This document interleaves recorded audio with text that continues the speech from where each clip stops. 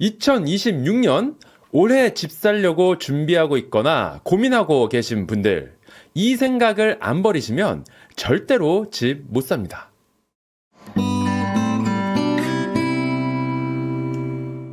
아니, 이 집을 15억에 사라고?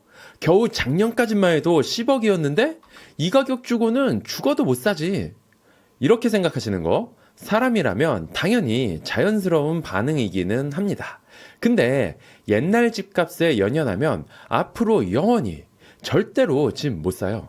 이거 딱 이틀 전에 나온 기사예요. KB부동산 기준으로 서울 아파트 평균 가격이 처음으로 15억을 돌파했다고 합니다. 매일매일 신고가가 갱신되고 있다고 하네요.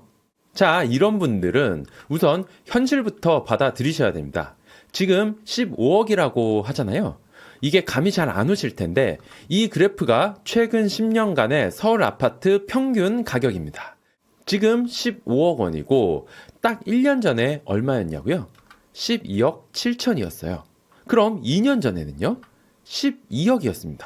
물론 여기 잠깐 떨어진 구간이 있기는 한데 이때 딱 1억 빠졌습니다. 13억에서 12억이 됐어요.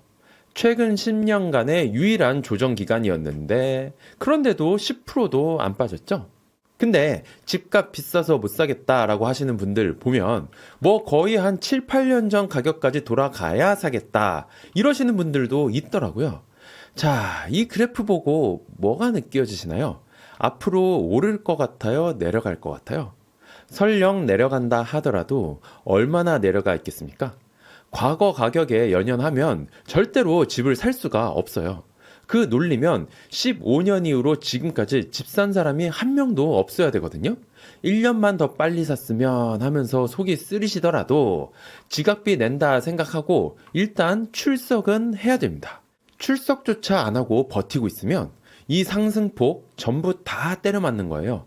나중에는 진짜 살래야 살 수가 없는 가격까지 도망치게 됩니다. 집을 사긴 사야 되는데 신고가 찍으면서 사기는 좀 그러네요. 좀 더 관망할까요? 자, 일단 관망한다고 해서 내려올 것 같지는 않다라는 거 방금 설명드렸죠? 그러면 고민되는 게 이미 많이 오른 곳과 아직 안 오른 곳 고민이 되기는 하죠? 그런데 사실은 아직도 신고가를 못 찍은 곳이 더 위험할 수도 있어요. 최근 4년간의 아파트 매매 지수를 급지별로 나눈 겁니다. 24년 정고점을 기준으로 1급지, 2급지, 3급지는 순서대로 이미 다 정고점을 돌파했어요.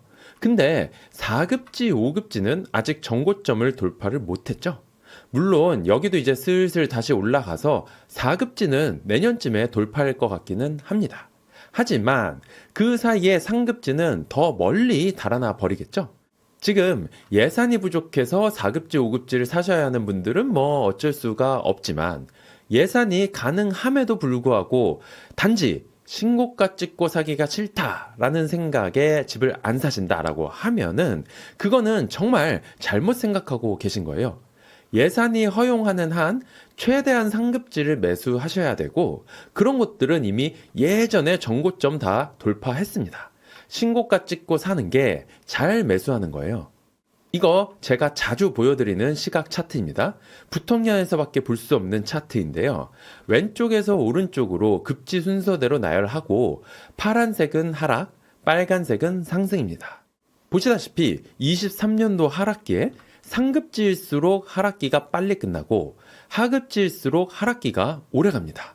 이미 상급지는 슬슬 상승으로 전환을 했죠. 상승기 때도 똑같아요. 상급지가 먼저 상승하다가 하급지까지 온기가 천천히 전달되기는 하는데 5급지까지는 가지도 않고 상승기가 끝나버렸죠. 이거는 24년도 여름이에요. 이때도 정직하게 상급지가 먼저 오르고 제일 늦게까지 올랐습니다. 하급지는 이제 좀 온기가 오나 하다가 대출 총량 규제 맞고 불이 꺼져버렸죠. 25년 들어서는 벌써 3번이나 이 사이클이 반복됐습니다. 하급지 입장에서는 진짜 이런 거 보면 속 터질 거예요. 가장 최근에도 똑같았죠? 이렇게 하락 사이클은 하급지가 제일 오래 맞고 상승 사이클은 상급지가 다 가져가니까 시간이 지날수록 이런 일이 반복되면서 자산 가치가 쫙쫙 벌어지는 거예요. 신고가 찍어서라도 상급지를 살 수만 있다면 진짜 다행인 거죠. 신고가 찍는 거 무서워하시면 안 됩니다. 사람들 평균 월급이 300만 원밖에 안 되는데 지금 막 10억, 20억 하는 집값이 말이 되냐? 이거 다 거품이다. 우선 이 논리의 틀린 부분을 말씀드리자면 평균 월급을 개인의 평균 월급으로 보시면 안 되고 가구의 평균으로 보셔야 됩니다. 요즘에는 맞벌이 하시는 분들이 정말 많아요. 실제로 통계청에서 조사한 신혼부부 중 맞벌이를 하는 사람의 비율입니다. 17년도에는 44.9%였는데 24년도에 59.7%로 엄청나게 증가했어요. 맞벌이의 비율이 점점 늘어나고 있기 때문에 우리가 생각하는 내 월급으로는 집 못 사, 이렇게 생각하시는 건 무리가 있습니다. 그리고 소득이라는 것도 양극화가 점점 더 심해지고 있습니다. 평균 수치만 보시면 안 돼요. 가구당 연소득이 평균 가정으로만 치면 10년 동안 2,600만 원이 올랐는데 소득 수준 5분위 가정, 그러니까 소득이 상위 20%인 가정은 10년 동안 무려 6,400만 원이 늘었어요. 고소득자들의 연봉 상승액이 훨씬 더 크죠? 서울 아파트 가격은 평균 소득인 사람들이 올리는 게 아니라 이런 고소득자들이 올리고 있는 겁니다. 네? 서울 아파트 가격은 평균값으로 얘기해 놓고 왜 소득은 상위 20% 기준으로 얘기하냐고요? 왜냐하면 서울 아파트의 개수는 고소득자들보다 훨씬 더 적습니다. 전국의 세대수가 2,273만 세대인데 이 중에 서울 아파트는 183만 세대밖에 안 돼요. 전체의 8%밖에 안 된다 이겁니다. 그런데 거기서 초소형 아파트 빼고 구축 아파트 빼고 하급지 아파트 빼고 나면은 사람들이 원하는 조건을 가지고 있는 아파트는 25만 채밖에 안 남아요. 전체 세대수의 1%밖에 안 된다 이겁니다. 근데 다들 이런 집을 가지고 싶어 하는 거고 뉴스에서는 이런 집들이 가격이 올랐다고 떠들썩한 거잖아요. 이런 동네 아파트 가격을 올리는 거는 평균 소득을 가진 사람들이 아니에요. 자산도 많고 소득도 높은 사람들이 올리는 겁니다. 그리고 지금은 그런 자산과 소득의 양극화가 점점 더 심해지고 있잖아요. 돈이 많은 사람들이 당연히 상대적으로 돈이 적은 사람들보다는 숫자가 적을 수는 있지만 좋은 아파트는 그런 사람들보다 훨씬 더 부족해요.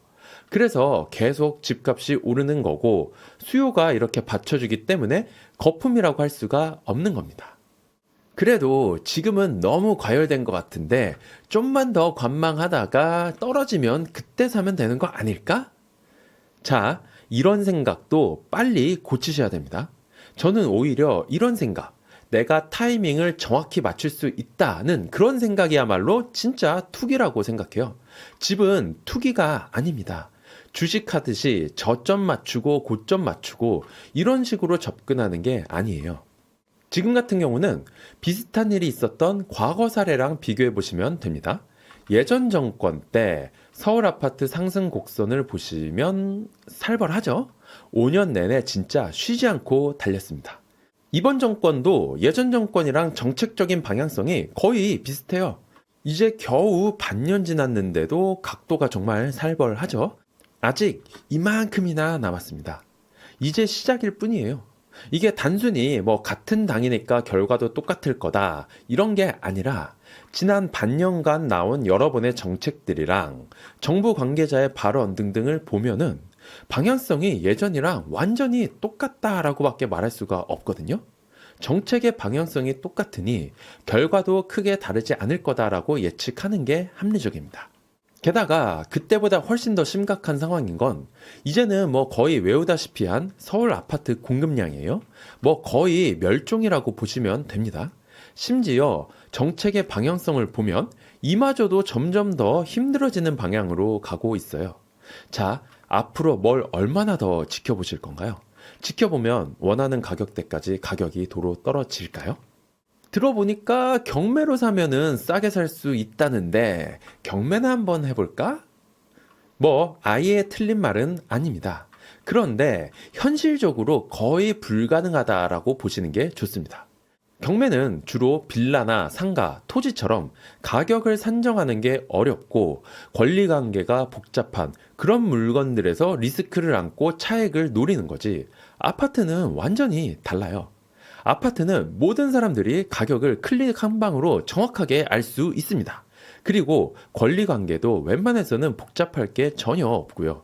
그러다 보니까 리스크가 거의 없고, 그러면 차익도 줄어들 수밖에 없는 거거든요. 아파트 경매는 특별하게 어려울 게 없다 보니까 사람들이 많이 몰리죠. 그러다 보니까 매각가율도 3년 내내 상승해서 거의 100%에 육박했습니다. 매각가율 100%가 무슨 뜻이냐면 그냥 시중에 매물로 올라와 있는 그런 호가랑 비교해서 낙찰되는 가격이 거의 차이가 없다는 거예요. 이러면 경매로 남는 게 별로 없겠죠. 약간이라도 더 싸게 살 수 있는 거 아니냐라고 생각하실 수도 있는데, 요즘엔 오히려 감정가보다 더 비싸게 낙찰되고 있어요. 낙찰가율 120% 이런 거 보이시죠? 아니, 실제 가격보다 더 비싸게 살 거면 뭐하러 경매를 하냐? 그 이유가 뭐냐면 경매로 낙찰을 받으면 토어제를 피할 수가 있거든요. 낙찰을 받고 전세를 놓는 갭 투자가 가능하다 이겁니다. 이미 주택이 있는 사람들도 가능하고요. 저 지방에서 실거주를 할 수 없는 사람들도 이런 경매 방식으로 사면은 갭 투자를 할 수가 있는 거예요. 그러다 보니까 갭 투자 말고는 살 수 없는 그런 사람들이라면 이런 방법을 쓸 수밖에 없는 거죠. 요즘 가뜩이나 대출이 거의 다 막혀 있는데 오히려 갭투를 하는 게 초기 자금이 훨씬 덜 들 수도 있습니다. 사람들 진짜 다들 정말 똑똑하고요. 그럴수록 가격의 괴리감이나 일확천금 이런 거는 없다고 보셔야 됩니다. 그리고 경매에는 또 다른 중요한 허들이 하나 더 있습니다. 경매 건수 자체가 별로 없다는 거예요. 요즘 경매 건수가 많아졌네 어쩌네 하는데 그래봤자 한 달에 200개 정도 나오는 게 답니다. 보통은 100개도 잘 안 나오고요. 여기 경매 건수 바닥에 찰싹 붙어 있는 거 보이시죠? 반면에 그냥 부동산에서 매매 거래로 산 사람들은 한 달에 적으면 4,000명, 많으면 10,000명도 더 넘거든요. 매물이 이렇게 많아도 원하는 물건을 딱 고르기가 어려운데 경매는 이렇게 진짜 찔끔 나오는 데에서 마음에 드는 매물을 찾을 수 있을 것 같아요. 그리고 기적적으로 그런 매물이 나왔다고 해서 내가 낙찰을 받는다는 보장이 있을까요? 결국 경매 들여다보다가 시간은 시간대로 다 날리고 아파트 가격은 더 멀리 도망가게 되는 겁니다. 요행을 바라시면 안 돼요. 자, 내용이 너무 길어져서 오늘은 준비한 내용의 절반밖에 못했습니다. 나머지 절반도 금방 만들어서 돌아오겠습니다. 아직까지 고민하고 계신 분들이 있다면 이 영상을 보시고 좀 더 마음의 확신을 가져주셨으면 좋겠고요. 혹시 더 궁금하신 게 있으면 댓글 달아주시기 바랍니다. 구독과 좋아요 부탁드리고요. 감사합니다.